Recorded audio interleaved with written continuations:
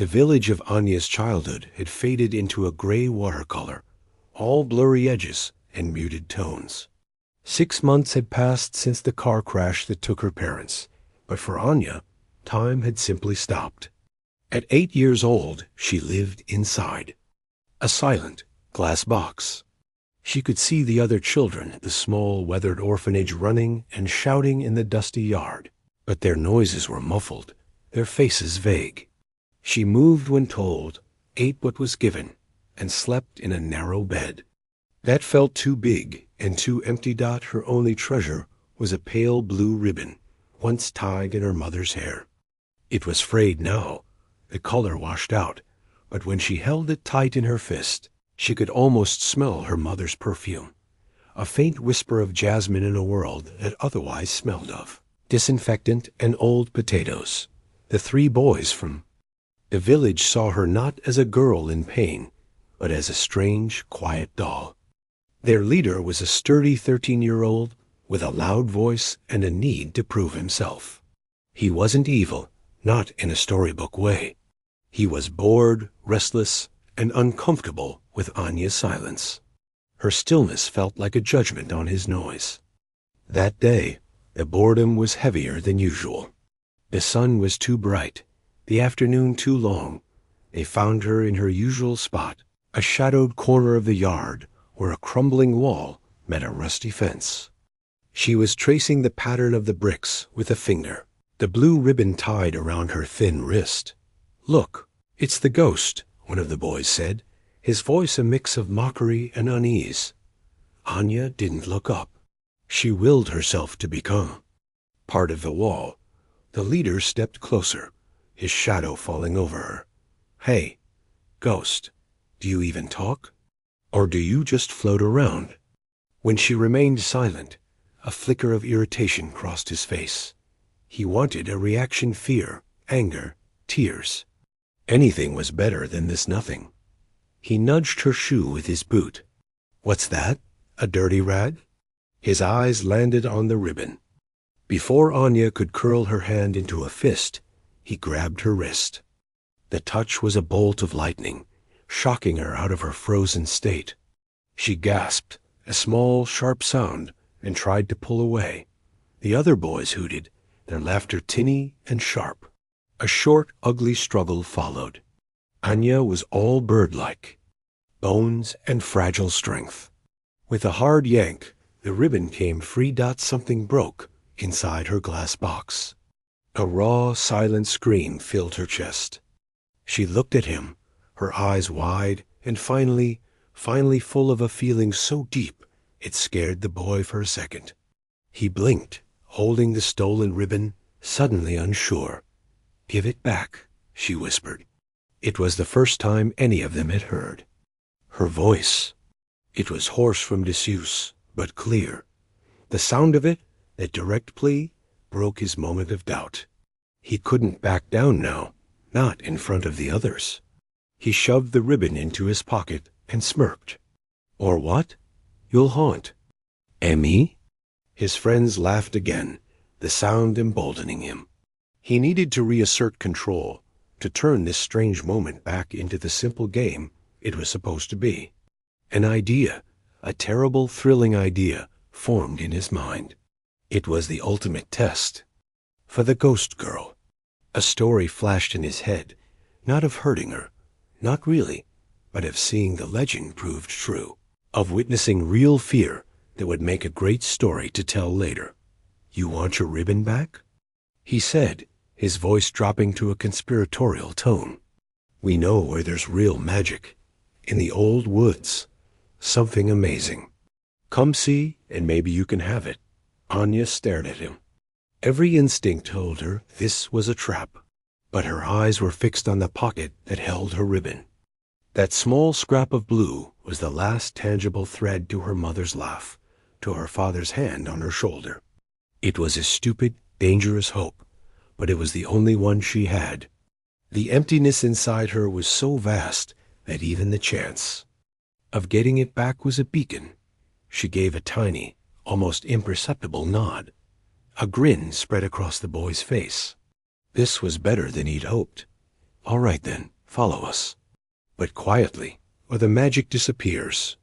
They led her out of the orphanage, gate, down a winding dirt path that edged the village. Anya followed, her heart a frantic bird in her chest. They passed the last of the cottages, their gardens neat and quiet, and entered the fringe of the woods. The air grew cooler, the light dappled and green. They walked further than she'd ever gone before. Soon the rich, loamy smell of the forest was mixed with another scent of musky, animal smell, and beneath it the faint tang of old metal and straw. They came to a clearing, and there it was, a high wooden plank fence, taller than any of them. From behind it they heard a sound that made them all freeze. It was a low, rumbling growl. Not a bark, but a deep vibration that seemed to come from the earth itself. It was the sound of a very large, very present creature. Anya's breath caught. The boy turned to her, his earlier bravado tinged with a real adrenalized fear. This was real. The legend of the beast in the pen was true. He pointed a shaky finger at the top of the fence. "Your ribbon's in there. The magic dog guards it. You have to peek over to see." This was the moment. Ganya, driven by that desperate, stupid hope, took a step forward. She stood on her tiptoes, her fingers barely gripping the rough wood, straining to see into the forbidden space. She saw a large, dusty compound, a weathered doghouse, and a heavy chain leading into the shadows. She saw nothing blue. A hand clamped on her shoulder. Another grabbed her legs. In a sudden, shocking whirl of force, she was lifted off the ground. The world tilted. The sky and trees swapped places. For a second, she was suspended in the air above the fence, the compound yawning below her. Then she was falling. The fall was not far, but it was a total surrender. For a heartbeat, Anya was tumbling through the air, the world a blur of green leaves and brown wood. Then she landed with a soft, ugly thud in a patch of damp earth and old straw. The air was punched from her lungs. She lay there for a moment, stunned, the metallic taste of panic sharp in her mouth. Above her, 3 faces appeared at the top of the fence, peering down. Their eyes were wide, their mouths open in identical rings of shock. They had done it. The reality of what they had done was now sitting in the dirt below them, and it was terrifying. The leader's face, pale and stretched, looked down at her. He opened his mouth as if to say something, a shout, a curse, a warning, but no sound came out. From the dark mouth of the doghouse, a shape emerged. It was not a fast movement. It was slow, deliberate, and massive. Kazan, the Caucasian shepherd, unfolded himself from his shelter. To Anya, looking up from the ground, he was not a dog. He was a creature made of shadow and thick, tawny fur. He was as big as a calf, with a broad head and a chest that seemed as wide as a barrel. He did not bark. The low, rumbling growl she had heard outside now filled the pen, a sound so deep she felt it in her bones. The boys at the fence gasped. One of them let out a choked whimper. "Run!" Someone hissed, and then the faces were gone. She heard the frantic scrabble of their shoes against the wood, then nothing but the sound of her own ragged breath, and that terrible, vibrating growl. Kazan took a step forward. His heavy paws made almost no sound in the soft dirt. His dark eyes were fixed on her.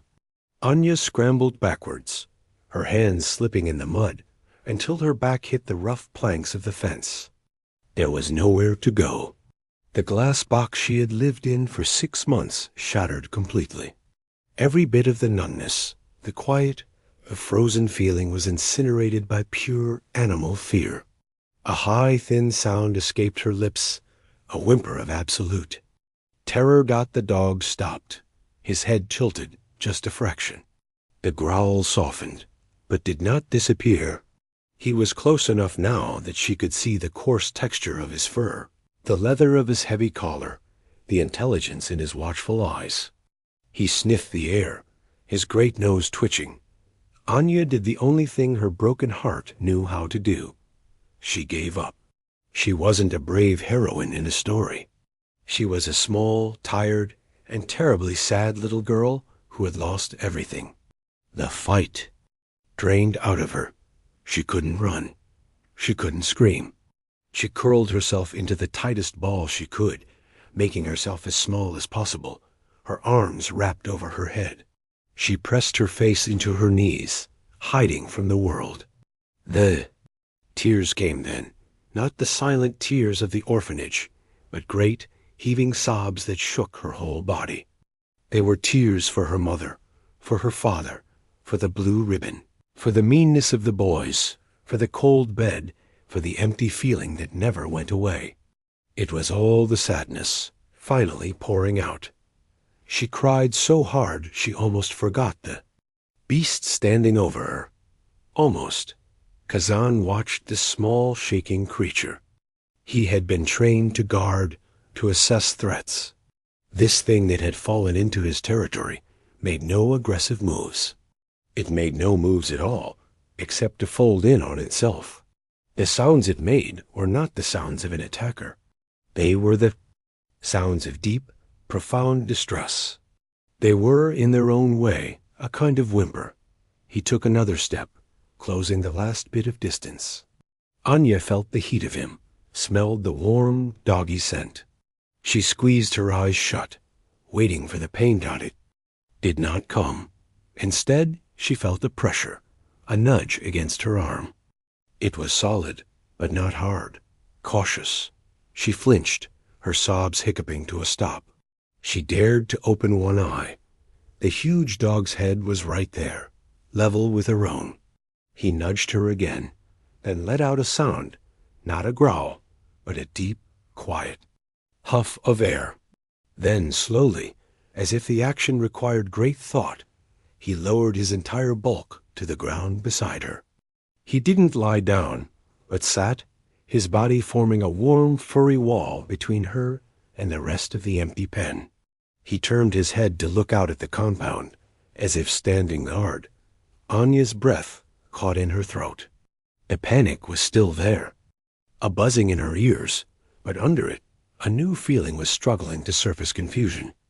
She uncurled a little, just enough to look at him. His ears were pricked forward, listening to the woods beyond the fence. He ignored her now, performing his duty. Trembling, every movement slow and careful, Anya lifted a hand. It shook violently. In the air. She didn't know why she was doing it. It was an instinct older than fear, the need for comfort.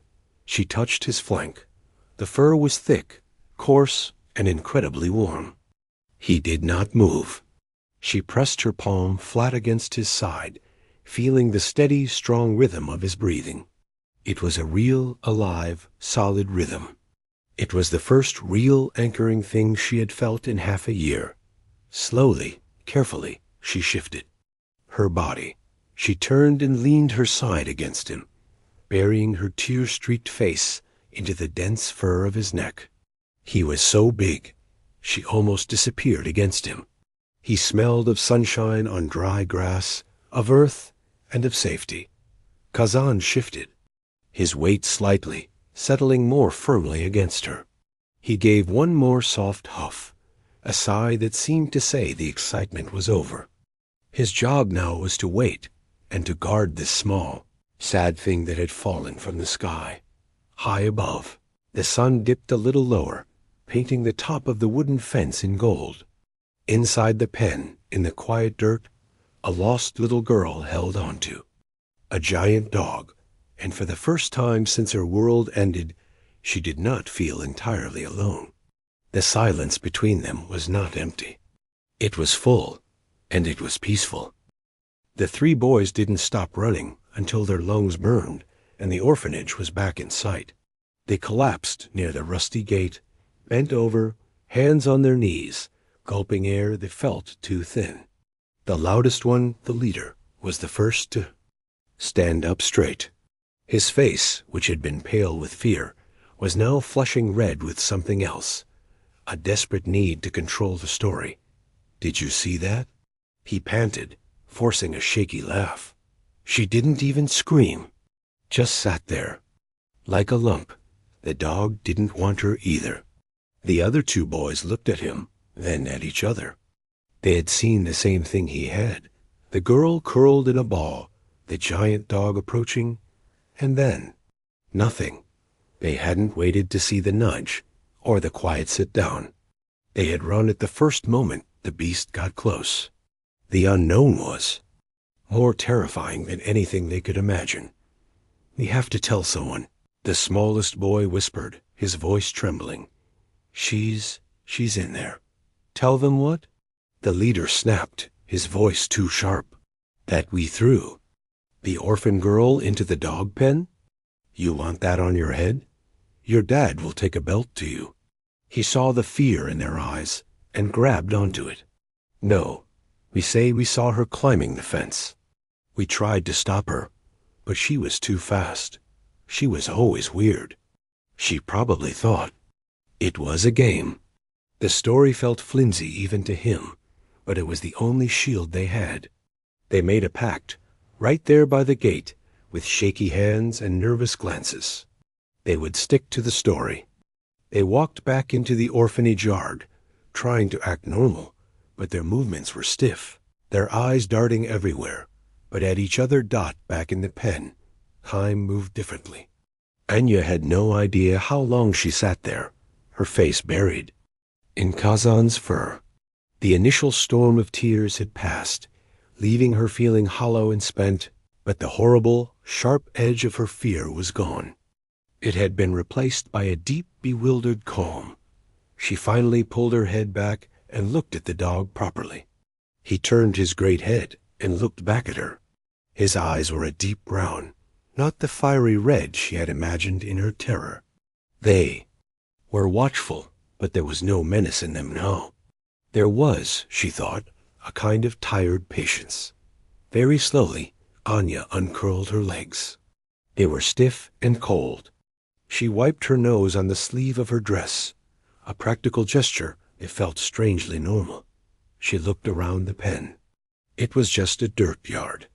There was the doghouse, a heavy metal bowl for water, and the chain that was clipped to a long, sturdy wire, giving Kazan room to patrol but not reach the fence.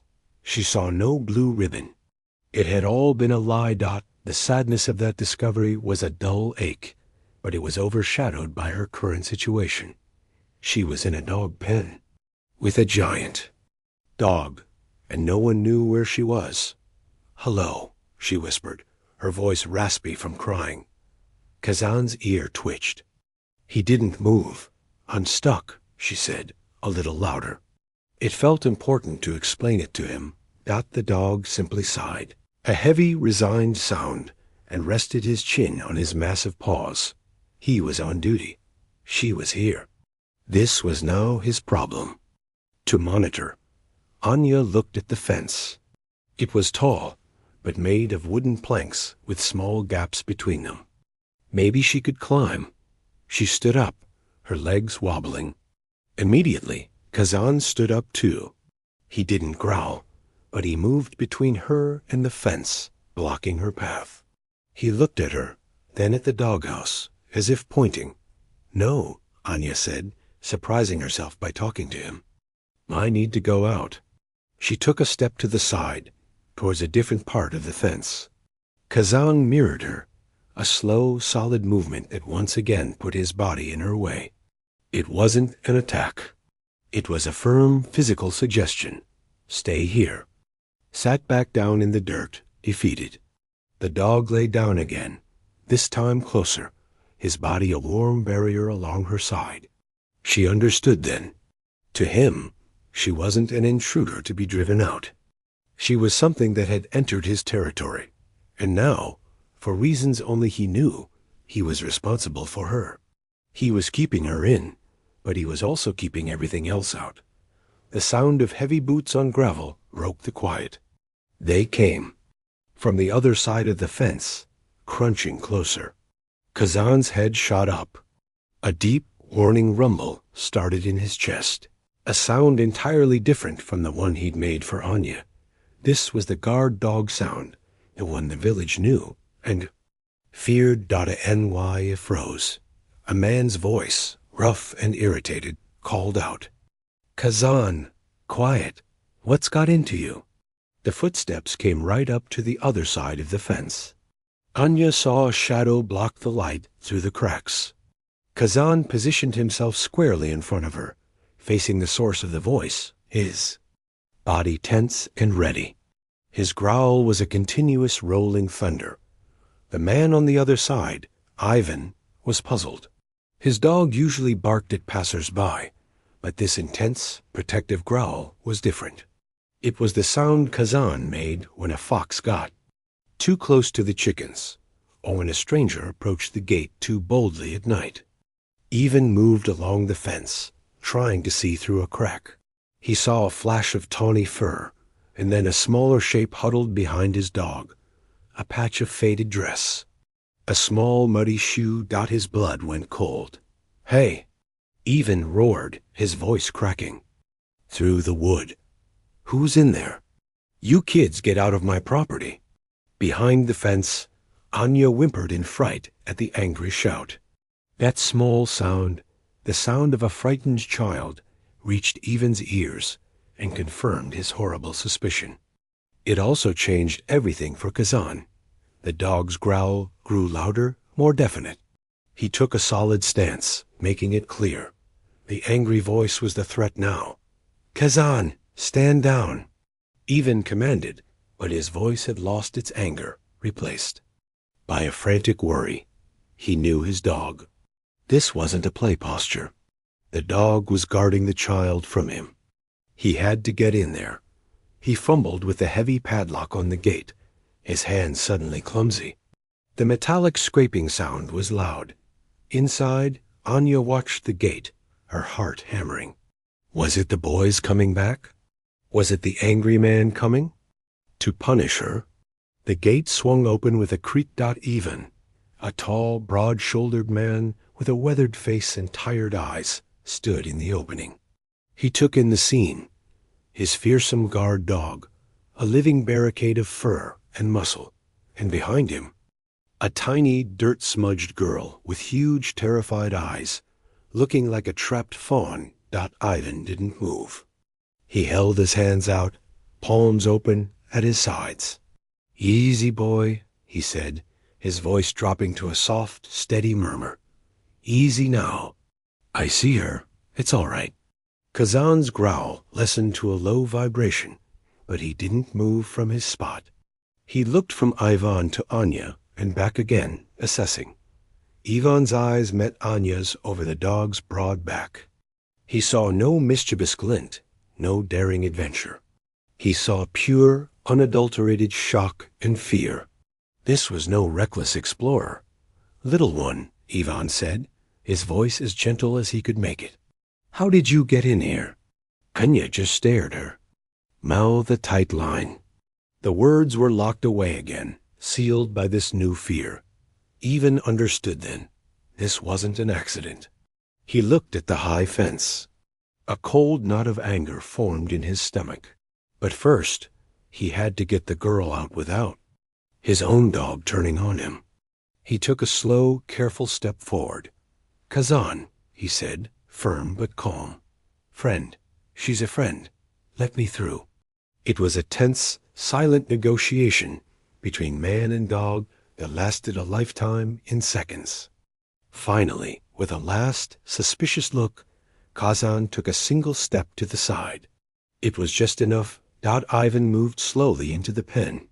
He didn't reach for Anya.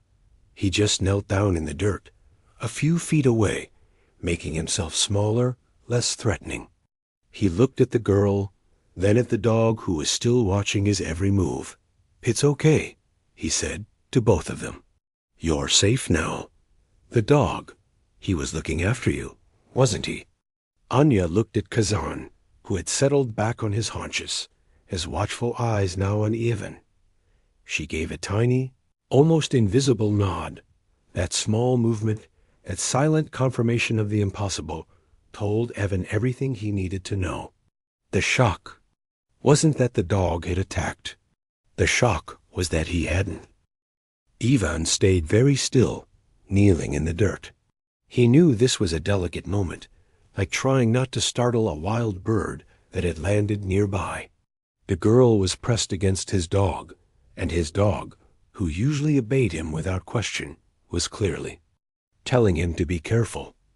"All right," Ivan said softly, more to himself than anyone. "All right, Kazan, I see." He looked at the girl. She was small, too small, with wrists like twigs. The dress she wore was too thin for the cool afternoon.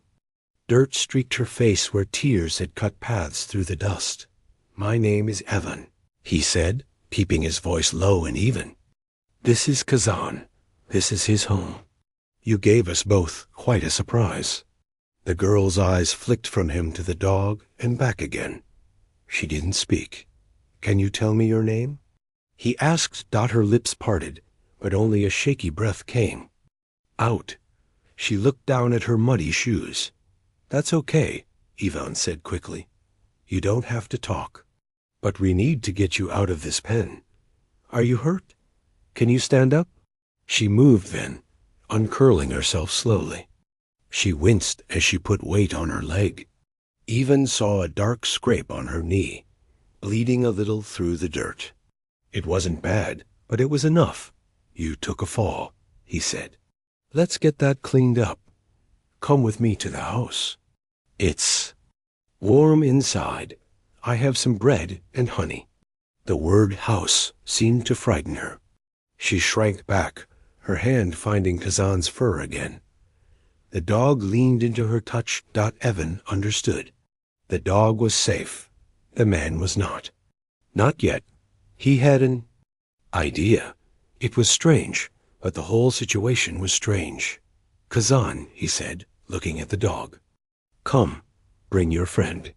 He stood up slowly, turned, and walked toward the open gate. He didn't look back, but he listened with his whole being. He heard the soft shuffle of the girl's feet and the heavier pad of Kazan's paws. He let out a breath. He didn't know he was holding Dot. The trio moved in a slow, strange procession out of the pen. Ivan walked ahead. The girl followed, staying so close to Kazan that she was almost hidden behind him. The dog walked beside her, his head swinging between her and Ivan, a vigilant guardian. They crossed the short stretch of yard to Ivan's cottage. It was a simple, sturdy place, a little worn around the edges, but clean. He opened the wooden door and stepped inside, leaving it wide open. He went to his small kitchen table and pulled out a chair. Then he got a clean cloth from a drawer and wet it at the sink. He turned around. The girl was standing in the doorway, hesitating. Kazan stood beside her, filling the frame. He nudged her gently with his nose, pushing her forward just an inch. Then he walked in, his nails clicking on the stone floor. He went and lay down under the table with a heavy sigh, as if this was where he always went. Seeing the dog go inside seemed to decide it for the girl. She took one small step over the threshold, then another. She stood in the middle of the room, looking at the low fire in the hearth, the single armchair, the books on a shelf. It was quiet and still. "Sit here," Ivan said, pointing to the chair. He placed the damp cloth and a small pot of salve on the table. Then he moved away to the far side of the kitchen, giving her space. He busied himself cutting a thick slice of dark bread. He slathered it with golden honey from a jar, the rich smell filling the room. The girl watched him for a long moment. Then carefully, she sat on the edge of the chair. She picked up the cloth and, with a tenderness that surprised Ivan, began to dab at the scrape on her knee. She cleaned it herself, then looked at the little pot. "It helps it feel better," Ivan said from across the room. "It won't sting." She opened the pot, scooped a tiny bit with her finger, and smoothed it over the scrape. She did it neatly, efficiently. This was a child who was used to tending to her own hurts. Even brought the plate of bread and honey and set it on the table near her. He also put down a cup of cool water. Then he sat in his armchair by the fire, a good distance away, and picked up a piece of wood he'd been whittling. He didn't look at her. He just focused on the wood in his hands, letting the knife make soft, scraping sounds. The girl stared at the bread. The honey glistened. Her stomach made a small, betraying rumble. She glanced at Ivan, but he was looking at his whittling. She looked at Kazan under the table. One of his eyes was open, watching her. He thumped his tail once on the floor. She picked up the bread and took a small bite, then another. Soon she was eating properly, washing it down with the water. While she ate, Ivan spoke, his eyes on his work. He didn't ask questions. He just talked, softly and calmly. Kazan found me, years ago. He was just a pup left by the road. Skinny thing. Nobody wanted him. He looked unfriendly. But he wasn't. He was just lonely. We understood each other. He saw the girls chewing slow down. She was listening. He's a good guard dog because he takes his job seriously. He looks. He listens. He knows the difference between a person who means harm and a person who is just lost. He put his whittling down. He looked at her now. Her plate was empty. You were lost, he said, not as a question, but as a fact. The girl's eyes filled with tears again, but they didn't fall. She nodded, just once. Did someone put you in that pen? Ivan asked, his voice still gentle, but serious. A sob hitched in her throat.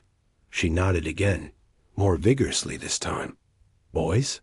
He asked. Another nod. Ivan felt the cold nod of anger return, but he kept it off his face. He just sighed, a tired sound. I thought so. He leaned forward, his elbows on his knees. You live at the children's home in the village? She nodded. They will be missing you soon. We need to let them know you're safe. He saw the panic flash in her eyes. She looked at the door, then at Kazan. Not right this second. Ivan said quickly, but soon. First, we need to get you cleaned up, and I have something for you. He got up and went to a small cupboard. He rummaged around and came back with something in his hand. It was a simple woven bracelet made of brown and green threads. It was a little too big for a child's wrist. My wife made this, he said, holding it out on his palm. A long time ago. It's just been sitting in there. I think it needs to be worn. The girl looked at it. She didn't reach for it. Instead, she held up her own wrist, which was bare. She looked at Ivan, and for the first time, she tried to form words. Her voice was a dry rustle. My ribbon? Your ribbon? Ivan asked softly. They took it, she whispered, the words cracking. They said it was in there, but it wasn't. The pieces clicked into place for Ivan. The cruelty of it took his breath away. It wasn't just a mean prank. It was a trick, using something precious as bait. He looked at the woven bracelet in his hand, then at the girl's heartbroken face. This isn't a ribbon, he said.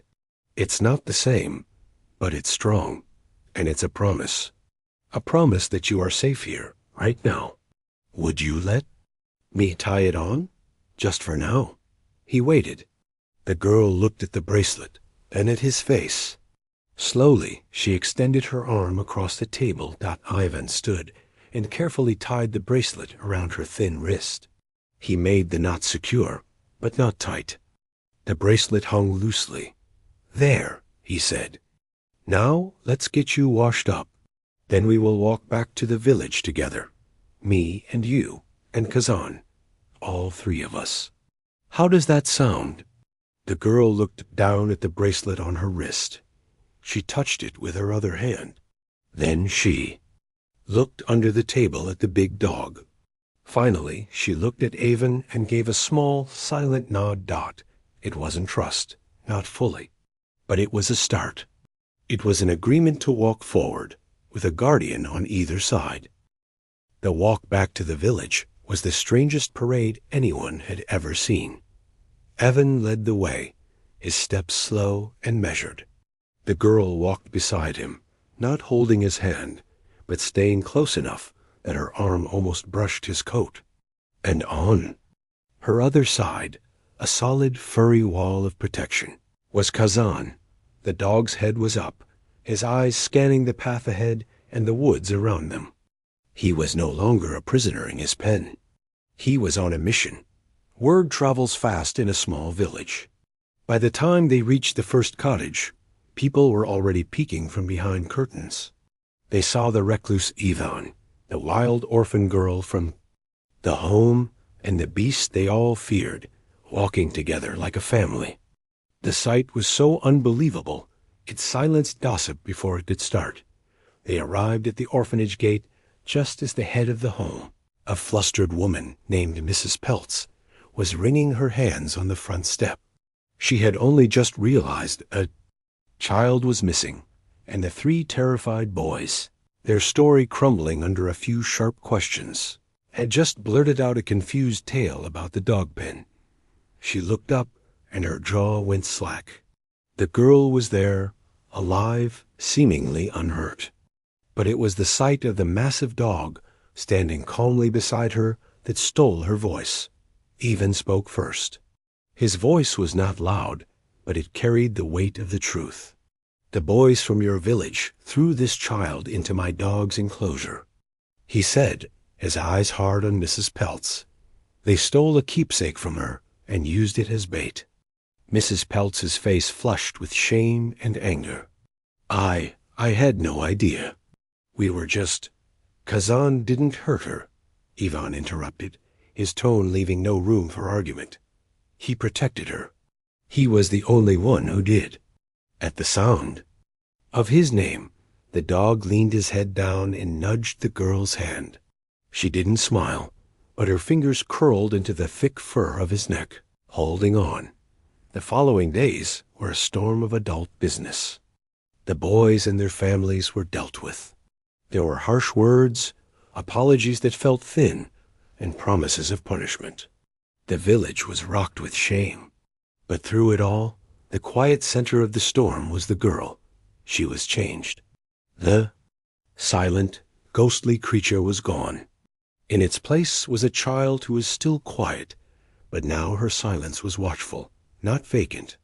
She had been seen, in her deepest moment of terror and sadness, by a creature who had answered not with violence, but with companionship. It had cracked her world open, and she missed the dog. She would sit by the window in the orphanage, tracing the pattern of the woven bracelet on her wrist, looking toward the woods. Ivan felt it too. His cottage was too quiet. Kazan would often go to the gate and stare down the path toward the village, whining softly. The dog had had a purpose for an afternoon, a small, fragile thing to guard, and he missed it. A week after the incident, Ivan put on his best shirt and went to the village council. He then went to see Mrs. Peltz. He was a man of few words, and his proposal was simple. The child needs a home that is quiet, he said. She needs safety. My dog has chosen her. He won't forget. And I have room. It was unconventional. A solitary man and a fierce dog were not the usual picture of a foster home.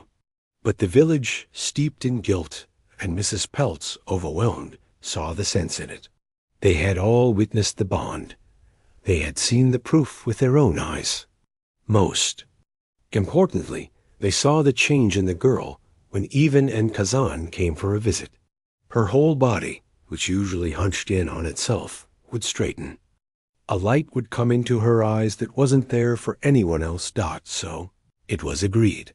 The girl brought a small bag with her few things to Ivan's cottage. She stood in the doorway again, but this time there was no hesitation. Kazan trotted over, his tail wagging in a slow, sweeping motion, and licked her hand once. A rough, wet caress. "You'll sleep here," Ivan said, showing her a small room next to his. It had a bed, a shelf, and a window that looked out toward the dog pen. "It's yours." That first evening, after a simple supper, the girl went to the door and looked out. Ivan joined her. They watched Kazan patrol the edge of his territory, a dark shape in the twilight. "He's checking," Ivan said, "making sure everything is safe for the night." The girl nodded. She understood. "You know," Ivan said slowly, "to do the paperwork, to make this official, they need to know your name, your real name. Can you tell me?" The girl was quiet for a long time. She watched the dog. Then she looked up at the man who had knelt in the dirt for her, who had given her a bracelet and a clean cloth and not forced her to speak. "Anya," she whispered. It was the first time she had said her own name since her parents died. It sounded strange and new on her lips. "Anya," Ivan repeated, the word soft and solid. "That's a good name." He didn't say anything else. He didn't need to. They stood there in the comfortable silence, two quiet people and a watchful dog. Life settled into a new rhythm. Anya stayed with Ivan. She started to go to the village school again. The other children, having heard the story from their ashamed parents, left her alone. They were, in their way, a little in awe of her. She was the girl who had tamed the beast, but she hadn't tamed him. That was the secret she and Ivan and Kazan knew. You can't tame something that was never wild against you. They had recognized each other. A creature who had lost his purpose, and a child who had lost her world, had found a missing piece in each other. Every afternoon, Anya would come home from school. She would put her things in her room, and then she would go outside. She would sit on the ground by the fence of Kazan's pen, and she would talk. She told him about her day, about the shapes of the clouds, about a bird she saw. She told him, in soft, broken sentences, about her mother and father. She told him about the blue ribbon. Kazan would lie on his side of the fence, his head on his paws, listening. Sometimes he would huff. Sometimes he would thump his tail. He was the perfect friend. He listened. He never interrupted. And he never looked at her with pity. Ivan would watch them from the kitchen window, a feeling in his chest he hadn't felt in years. It wasn't happiness exactly. It was something quieter and stronger. It was peace. The shock of the story never wore. Off for the village. But the ending they whispered about was wrong. They thought the shock was that the dog didn't attack. The real shock, the one that changed everything, was what happened after. It was that in a world that could be so cruel, kindness could come from the most unexpected place. It was that a heart could start beating again, not with a loud bang, but with the soft, steady sound of a dog's tail thumping on the earth, and the quiet voice of a little girl finally finding the courage to say her own name.